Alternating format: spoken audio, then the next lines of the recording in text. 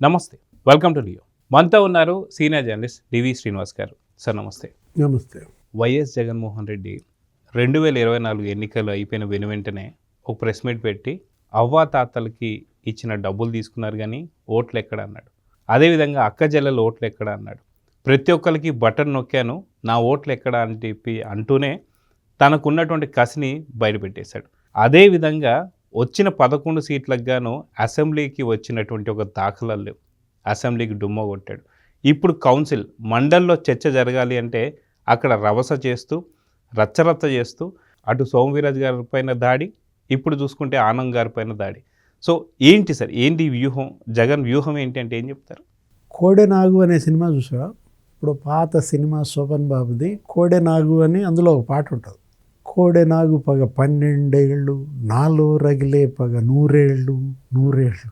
అంటే ఇప్పుడు జగన్మోహన్ రెడ్డి ఇవాళ ఒక నాగుపాము పగబట్టినట్టుగా పగబట్టాడా, రగిలిపోతున్నాడా ఆ పగతో. ఇప్పుడు కోడెనాగు పగ 12 ఏళ్ళు, ఇప్పుడు జగన్ పగ ఎన్నేళ్ళు? 100 ఏళ్ళ. అరే రాష్ట్రంపై పగబట్టాడు, ప్రజలపై పగబట్టాడు, ఇప్పుడు ఏకంగా అసెంబ్లీపై పగబట్టాడు. అసెంబ్లీపై పగబట్టే కదా అతను వెళ్ళడు, ఆ మిగతా 10 మంది ఎమ్మెల్యేలని వెళ్ళనివ్వడు. అంటే శాసనసభ సమావేశాలంటే జనం దృష్టిలో చులకం చేయటం, ఇంట్రెస్ట్ లేకుండా చేయటం. అంటే తను వెళ్తే మళ్ళీ అక్కడ ఎక్కడ జనానికి ఇంట్రెస్ట్ వస్తుందో. అంటే అసెంబ్లీపై పగ, ఇప్పుడు కౌన్సిల్పై పగ. మనం చూస్తున్నాం 10 రోజులుగా కౌన్సిల్ సమావేశాలు ఎలా జరుగుతున్నాయి. అంటే ఒకరోజు 5 నిమిషాలు, ఒకరోజు 10 నిమిషాలు, ఒకరోజు 14 నిమిషాలు. అరే వారం రోజులు 8 రోజులు వేస్ట్. వీళ్ళని శాసనసభకి లేకపోతే శాసన మండలికి ఎందుకు పంపించారు? ప్రజా సమస్యలపై గళమెత్తమని. ఇవాళ ఆరోగ్యవంతమైనటువంటి హెల్దీ డిబేట్ ప్రజలు కోరుకునేది. పాలసీ మేకింగ్, విధాన నిర్ణయేతలు కదా వీళ్ళు చేయాల్సింది. అక్కడేంటి, పాలసీ తయారు చేయాలి, వాళ్ళ బతుకులు మార్చాలి. ప్రభుత్వ పాలసీలు ప్రజల బతుకులు మార్చేలా రూపొందించడానికి ఈ ప్రతినిధులు. అందుకు ఈ వ్యవస్థ, ప్రజాస్వామ్యం, ఈ ఓటు హక్కు, మనం ఓట్లేసేదాన్ని. అంటే జగన్మోహన్ రెడ్డికి ఓటర్ అంటే ఎంత చులకన, అవహేళన. నీకు ఈ 2 సభల్లో ఆ వైసీపీ వాళ్ళ యొక్క పాత్రే ఉదాహరణ. ఇదే శాసన మండలి రద్దు చేయాలనుకున్నాడు. అప్పుడు ఒక బిల్లు పెట్టాడు. ఆయన ముఖ్యమంత్రిగా ఉన్నప్పుడు 3 రాజధానుల బిల్లు తెలుసు కదా, ఏది డీసెంట్రలైజేషన్ ఆఫ్ డెవలప్మెంట్ అన్నట్టుగా ఒక బిల్ పెట్టాడు. తర్వాత ఏది కౌన్సిల్ రద్దు. అంటే అప్పుడు కౌన్సిల్లో తెలుగుదేశంకి ఆధిక్యత ఉంది. యనమల రామకృష్ణుడు చైర్మన్గా, షరీఫ్. ఈ బిల్లులన్నీ వాళ్ళు ఆపారు. అమరావతిని 3 ముక్కలు చేయడానికి అడ్డుకున్నారు. ఆ కక్షతో ఏం చేశాడు, కౌన్సిలే రద్దు చేయాలని చూశాడు. ఇప్పుడు ఆ కౌన్సిలే జగన్కి దిక్కయిందా? ఇప్పుడు విసిరేసిన రాయి తలకి మూలరాయి అంటారు, బైబిల్ సూక్తి. విసిరేసిన రాయి తలకి మూలరాయి అయినట్టుగా ఇప్పుడు ఆ కౌన్సిలే జగన్ తలకి మూలరాయి అయిందా? ఇప్పుడు దాన్ని అడ్డం పెట్టుకుని మొత్తం ఈ బ్యాచ్ని అందరినీ వదలటం. ఇప్పుడు యాక్చువల్గా కౌన్సిల్లో బలాబలాలు చూస్తే ఎంత, ఆంధ్రప్రదేశ్ కౌన్సిల్ 58 మంది, 8 మంది గవర్నర్ నామినేట్ చేస్తాడు. ఇప్పుడు మామూలుగా 20 మంది టీచర్స్ నుంచి, లేకపోతే గ్రాడ్యుయేట్స్ ఒక 5, టీచర్స్ ఒక 5, 20 మంది ఏమో లోకల్ బాడీస్ నుంచి, 20 మంది ఏమో ఎమ్మెల్యేలు అనుకుంటారు. ఇట్లీ కాంపోజిషన్. ఒక 5 ఖాళీలు ఉన్నాయి. ఒక 6 రాజీనామా చేశారు. ఇప్పుడు వీళ్ళకున్న బలం ఎంత, వైసీపీకి జగన్కి 34 ఏముంది. 6 రాజీనామా చేస్తే ఆ రాజీనామాలు ఆమోదించడు మోషన్ రాజు. ఆయన చైర్పర్సన్, ఆయనకు ఒక పార్టీ ఉండకూడదు. ఆ పార్టీకి రాజీనామా చేసి కూర్చోవాలి ఆ సీట్లో. ఎక్కడ ఈ 6 రాజీనామాలు ఆమోదిస్తే అక్కడ తెలుగుదేశం, జనసేన వచ్చుద్దో, బీజేపీ వస్తాయో, వాళ్ళకి ఎక్కడ బలం పెరుగుద్దో అని ఇప్పుడు 2 ఏళ్లుగా, 1.5 వాటిని పెండింగ్. ఇప్పుడు జయమంగళ వెంకటరమణ ఆయన అసలు కోర్టుకు వెళ్ళాడు, హైకోర్టుకి వెళ్ళాడు. నేను రాజీనామా చేసి 1.5 అయింది, ఈయన అసలు ఆమోదించట్లేదు. వెళ్తే హైకోర్టు చాలా సీరియస్ అయింది మోషన్ రాజ్ మీద, చైర్పర్సన్ మీద. ఏంటి, 4 వారాల్లో తేల్చండి అని వీళ్ళ రాజీనామా. 4 వారాల్లో తేల్చమని చెప్పి ఇప్పటికి 4 నెలలైంది తేల్చండి. మొన్న ఏదో పిలిచినట్టున్నాడు ఎంక్వైరీ, విచారణ కానీ పిలిపించారు, ఒక్కొక్కళ్ళు పిలుస్తున్నారు. అసలు అతను జనసేన కండవా వేసుకొచ్చాడు. ఎవరు, జయమంగళం వెంకటరమణ. ఆయన నేనేదో అడిగాడని, నీకు జగన్మోహన్ రెడ్డి దేవుడు అన్నావు కదా, మళ్ళీ ఎందుకు రాజీనామా చేసావు, ఏమైనా ఒత్తిడికి లోనే రాజీనామా, అంత డ్రామా అంటే డ్రాగాన్. అవును. ఎన్నాళ్ళు డ్రాగాన్ చేస్తారు? ఇప్పుడు వాళ్ళకు ఇంకొక 3 ఏళ్ల వరకు ఉంటుంది పదవి. ఇప్పుడు పోతుల సునీత, లేకపోతే ఈ జయమంగళం వెంకటరమణ, మర్రి రాజశేఖర్, బల్లి కళ్యాణ్ చక్రవర్తి, కర్రి పద్మశ్రీ, జకియా బేగం రాజీనామాలు ఆమోదించకుండా అటు పెట్టు కూర్చున్నాడు. ఆ జకియా బేగము, పందుల రవీంద్రబాబు వాళ్ళదెటు ఇంకొక 2-3 నెలలే ఉంది. ఆ 2 సీట్లు ఖాళీ అవుతాయి. రాజీనామా ఆమోదించినా అవుతాయి, ఆమోదించకపోయినా అవుతాయి. ఆ 2 ఎటు కూటమే గెలుస్తుంది. ఒక 5 ఖాళీలు ఉన్నాయి. అవి భర్తీ చేసినా ఇవాళ మరి వీళ్ళే వచ్చేస్తారు ఆ సీట్లలో. ఇప్పుడు 2027 మార్చికి ఒక 9 ఖాళీ అవుతాయి. అప్పటికైనా నీకు నంబర్ గేమ్ మారిపోతుంది. అంటే ఈ డ్రామా లేకపోతే ఈ జగన్ నాటకం కౌన్సిల్లో మహాసాగితే ఇంకో ఏడాదా? దీనికోసం ఇతను ఎలా ఈ కౌన్సిల్ని అడ్డం పెట్టుకుని తన యొక్క రాజకీయ ఆధిపత్యం కోసం, తన మాట చెల్లుబాటు అవ్వాలని, అంటే జనంలోకి నిజం వెళ్ళకూడదు, అబద్ధం. ఆ అబద్ధ ప్రచారం కోసమే ఒక మీడియా పెట్టుకున్నాడు. ఇది సొంత మీడియా.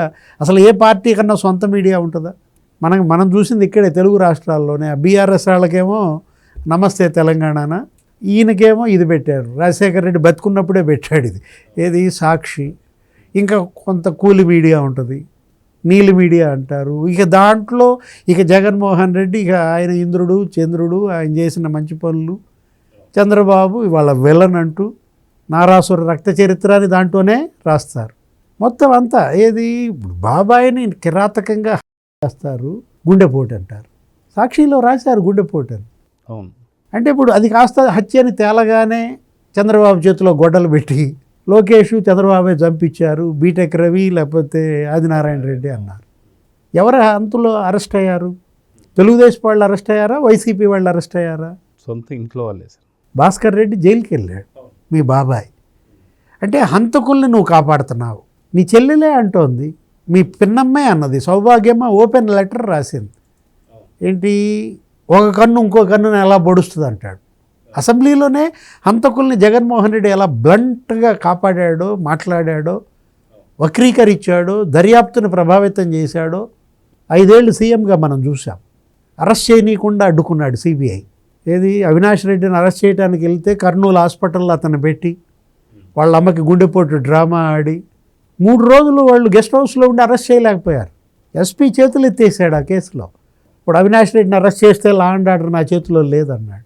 అంటే ఇతను ఎలాంటి మనిషి అనే దాంట్లో అక్కడ హంతకుల్ని కాపాడుతున్నాడు. ఇక్కడ బాబాయ్ హత్య కేసులో, ఇక్కడ పాపి, మహాపాపులీళ్ళు. ఏది, తిరుపతి తిరుమల కల్తీ నెయ్యి బాబాయ్ సుబ్బారెడ్డి మహాపాపం. ఏది, 250 కోట్ల స్కామ్ కాదు అది. అసలు అది నెయ్యే కాదు.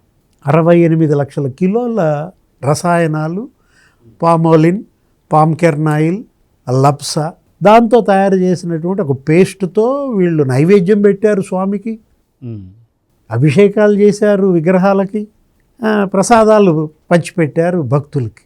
అంటే వీళ్ళు చేసిన మహాపాపాన్ని ఇవాళ హిందూ సమాజం ఇవాళ దుమ్మెత్తిపోస్తుంది. స్వామీజీలు, పీఠాధిపతులు, మతాధిపతులు, మాతాజీలు నిన్న కూడా తిట్టారు తిరుపతిలో భూమన కరుణాకర్ రెడ్డిని. అంటే భూమన కరుణాకర్ రెడ్డి, సుబ్బారెడ్డి, ధర్మారెడ్డి, చెవిరెడ్డి భాస్కర్ రెడ్డి, జగన్మోహన్ రెడ్డి, అంటే 5గురు ఇవాళ తిరుమలను పట్టుకున్నారు భూతాల్లాగా. తిరుమల స్వామివారి చుట్టూతో చేరారు ఈ దెయ్యాలు, ఈ సైతాన్లు. అంటే అక్కడ దోచేయడం మనం అంటుంది అదే 250 కోట్ల స్కామ్ కాదు అది.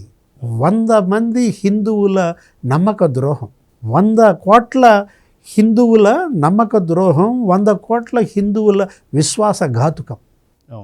అంటే ఇక్కడ ఆ పాపుల్ని కాపాడుతున్నాడు, అక్కడ హంతకుల్ని కాపాడాడు, ఇక్కడ మహాపాపుల్ని కాపాడుతున్నాడు. అంటే ఇతను హంతకులకే హంతకుడా, పాపులకే మహాపాప. అంటే పగబట్టాడు అంటోంది అదే. ఏది, వాళ్ళ ప్రజలపై పగ, రాష్ట్రంపై పగ, అసెంబ్లీపై పగ, కౌన్సిల్పై పగ. ఎన్నాళ్ళు ఈ పగ అంటావా? అంటే ఇప్పుడు కౌన్సిల్, ఇప్పుడు ఇంకో సంవత్సరంలో ఇవాళ మళ్ళీ కూటమి మొత్తం ఎమ్మెల్సీలు వాళ్ళే వస్తారు. వీళ్ళందరూ రిటైర్ అయిపోతారు, వాళ్ళ పదవీ కాలం అయిపోతుంది. నెక్స్ట్ ఇయర్ డిసెంబర్ కల్లా అసలు వీళ్ళు అక్కడ ప్రతిపక్షంగా కూడా ఉండలేని పరిస్థితి. అప్పుడు ఏం చేస్తారు? అప్పుడు పాదయాత్ర డ్రామా ఆడతాడా? అందుకే సంవత్సరాలు అని చెప్పి ముందే చెప్పేశాడేమో సార్ పాదయాత్ర. అంటే జనం ఎలా నమ్ముతారు?